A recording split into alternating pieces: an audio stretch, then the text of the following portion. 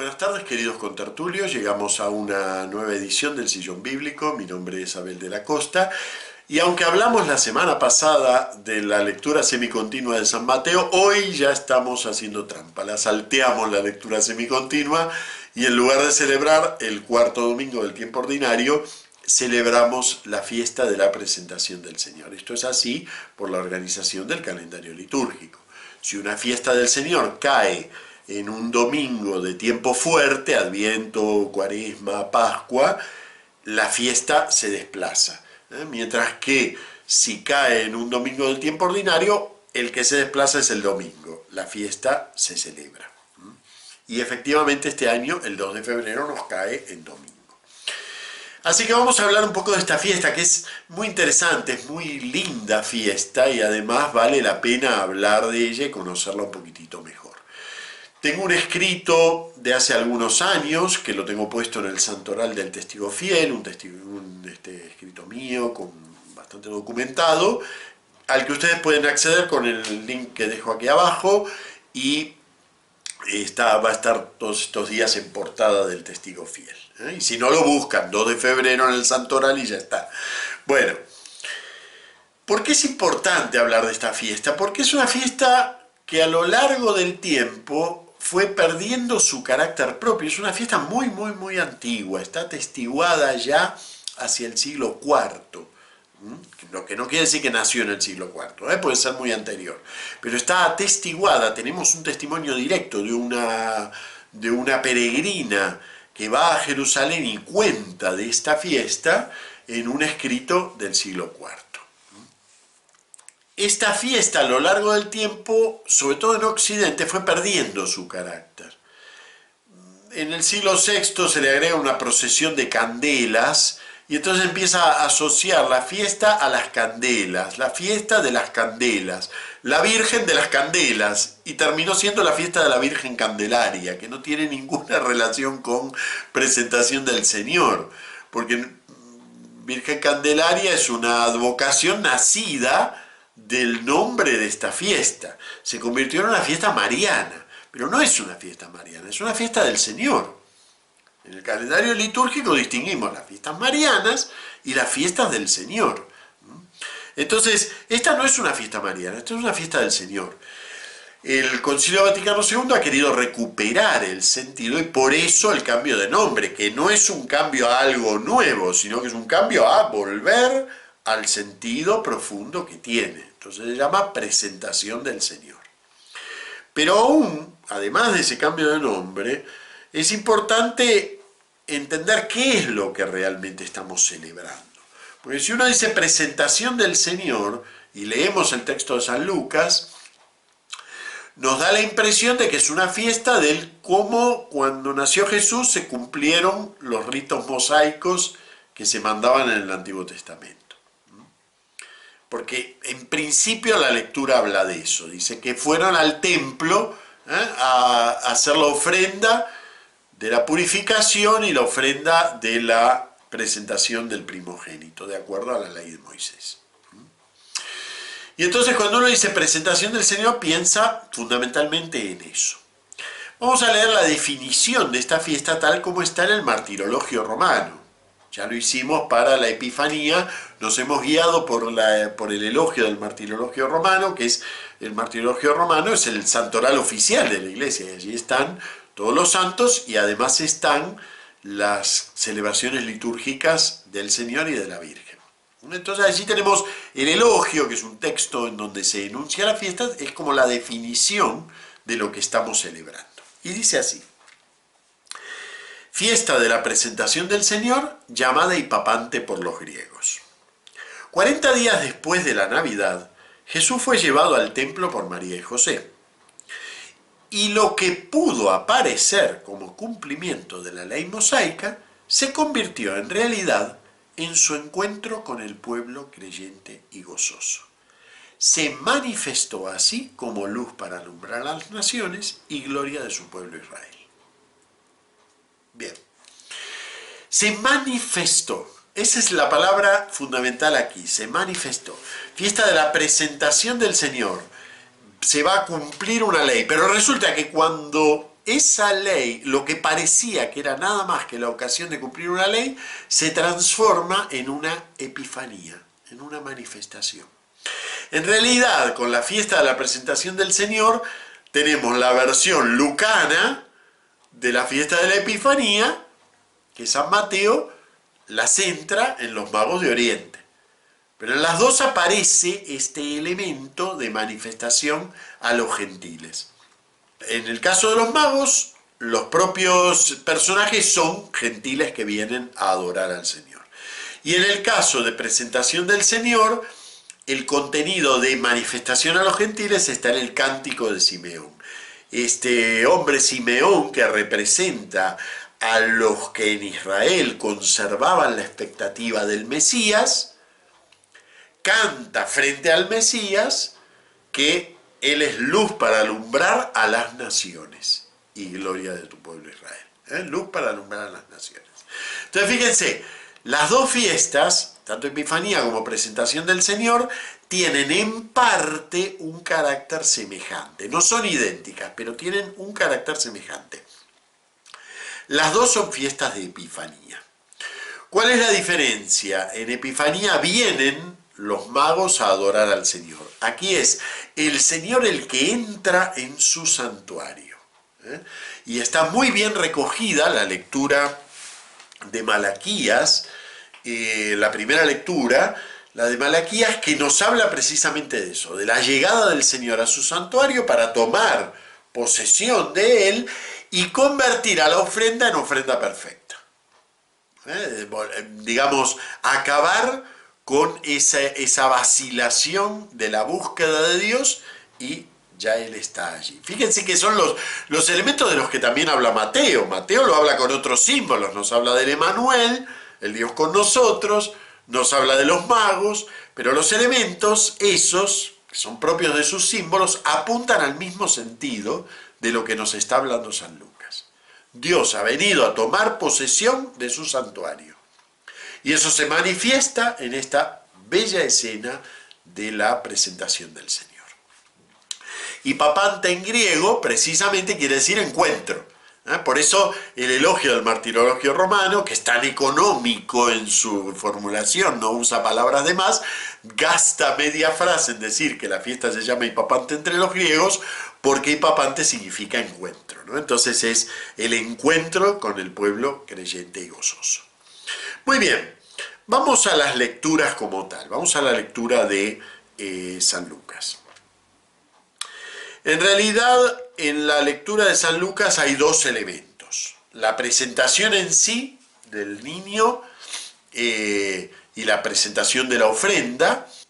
San Lucas no es un escriba cristiano, como sí lo hemos caracterizado a San Mateo, ¿no? San Lucas no está muy interesado en mostrar el detalle de la ley del Antiguo Testamento, cómo se cumple o desplaza, como hace San Mateo, que es tan minucioso para su evocación del Antiguo Testamento. En este caso San Lucas ha procedido un poco a bulto, es decir, ha puesto juntas dos cuestiones de la ley que no están relacionadas entre sí. Una es la presentación del primogénito, el rescate del primogénito, que proviene de Éxodo 13, y otro es la purificación de la madre después del parto, que proviene de Levítico 12. Las dos tórtolas o dos pichones se refieren a la purificación de la madre. Claro, uno podría preguntarse qué necesita purificarse la Virgen si ella es inmaculada, ¿no? Entonces, ¿por qué tiene que purificarse? Eso es porque nosotros no comprendemos del todo, en nuestra forma de entender las cosas, asociamos la impureza al pecado. No tienen que ver entre sí, necesariamente. Por supuesto, el pecado incluye una impureza, pero impureza y pecado son dos cosas distintas. Y sobre todo la impureza ritual, que es la más fundamental dentro del Antiguo Testamento. Voy a tratar de explicar un poquitito esto, porque además nos va a servir para entender un montón de otras lecturas. Para la mentalidad del hombre antiguo, hay una esfera que es la de Dios, la esfera sagrada, y hay una esfera que es la del hombre, la esfera profana.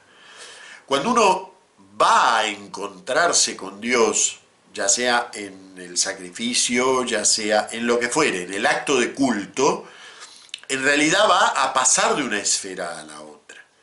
Entonces, tiene que realizar un acto, tiene que ser puro. Y para eso realiza determinados sacrificios, determinados rituales. Pero además hay ocasiones en las que la vida misma te pone en contacto con la fuente de esa vida, es decir, con Dios. Y entonces el hombre queda radicalmente impuro, aunque no haya hecho nada, nada malo. ¿Por qué? Porque ha tocado sin querer, sin esperarlo, ha tocado la fuente de la vida. Entonces, por ejemplo, cuando el hombre toca a un muerto, al que le tocaba preparar al muerto para enterrarlo, por ejemplo, ¿no? Cuando el hombre toca a un muerto, la muerte está en contacto con Dios de manera directa. La muerte es un misterio que pertenece a la esfera de Dios. Entonces el hombre queda impuro. Y uno diría, ¿cómo va a quedar? ¿Por qué queda impuro por la muerte? Porque fue un funeral. Bueno, porque ha estado en contacto con ese misterio divino. El nacimiento es una fuente de impureza para la mujer, pero no es impureza porque pase a ser mala, sino porque el nacimiento la ha puesto, sin buscarlo ella, la ha puesto en la fuente de la vida. Ha tocado la esfera de Dios, entonces no puede volver a su vida profana sin purificarse.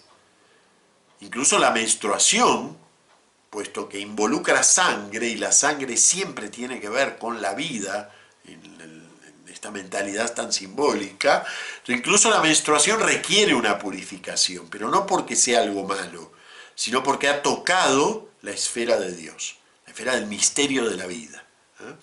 Entonces, la Virgen necesita realizar su sacrificio de purificación. ¿Por qué? Porque ha tenido un hijo. Entonces, ha quedado impura ritualmente. Y a ese rito es al que se alude con las dos tórtolas o los dos pichones, que es la ofrenda del pobre. De paso, San Lucas aprovecha a acentuar ese aspecto que tanto le gusta, que es cómo Dios primordialmente trae a Jesús entre pobres y para los pobres y de una manera pobre. Bien, pero resulta que realmente a San Lucas no le interesa tanto esta cuestión ritual. Cuando están ahí para entrar al templo, se produce la escena central, que es este encuentro, del que habla centralmente la fiesta, la hipapante. Es este encuentro. Un hombre, fíjense cómo lo describe, dice,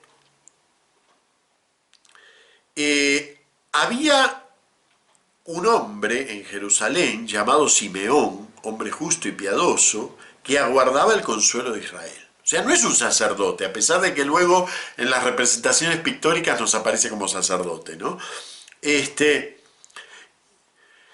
Había recibido un oráculo del Espíritu Santo, y el Espíritu Santo moraba en él. Había recibido un oráculo del Espíritu Santo que no vería la muerte antes de ver al Mesías del Señor. Impulsado por el Espíritu fue al templo. ¿Ven que es como suele pasarnos en San Lucas, ¿no?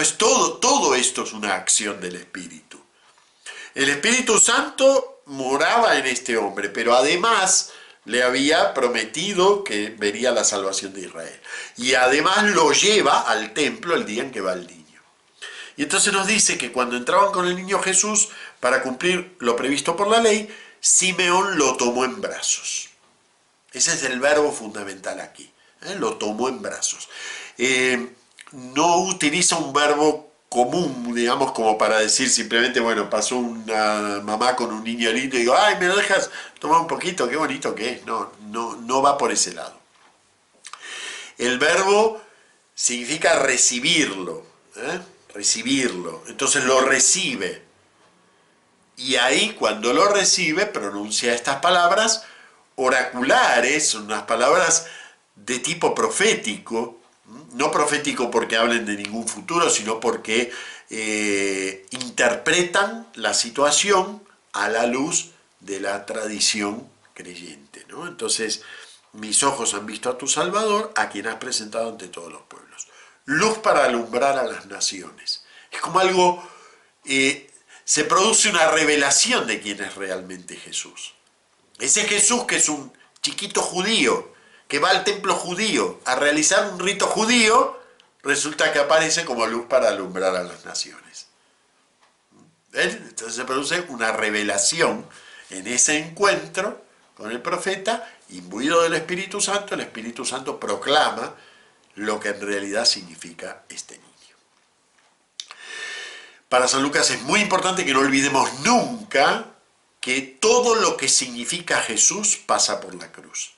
Así que inmediatamente viene la profecía, la doble profecía. Una sobre el Hijo, este va a ser signo de contradicción, bandera de contradicción, y la profecía de la madre. Y a ti una espada de dolor te atravesará el alma. Ya sabemos todo lo que simbólicamente ha traído esa frase de las 7 espadas que atraviesan el corazón de la Virgen, toda la devoción que hay en el pueblo cristiano en relación precisamente a esta frase. Pero esta frase está vinculada a ese encuentro de Jesús en donde se produce la epifanía, la manifestación, y en donde ese chiquito judío pasa a ser descubierto como aquel que ilumina a todos los hombres. Me gustaría decir unas palabritas sobre Malaquías y sobre la primera lectura. En la primera lectura solo la leemos cuando la fiesta cae en domingo, si no empezamos por la de Hebreos. El mismo salmo, pero la primera lectura es la de Hebreos. Mientras que cuando la fiesta cae en domingo y se transforma en solemnidad, leemos la de Malaquías. Malaquías es un profeta dentro del grupo llamado de los profetas de los 12. Y fue un profeta muy releído por los primeros cristianos. ¿Por qué? Porque termina con 2 versículos en donde se anuncia la venida de Elías antes de el día de Yahvé.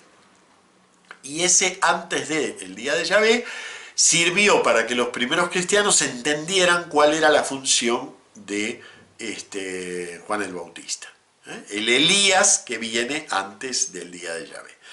Entonces, a partir de eso, aunque en sí el profeta Malaquías se ocupaba de un problema ritual propio del siglo VI, no se ocupaba de los problemas que preocupaban a los primeros cristianos, pero a partir de eso el profeta fue escudriñado como un profeta mesiánico.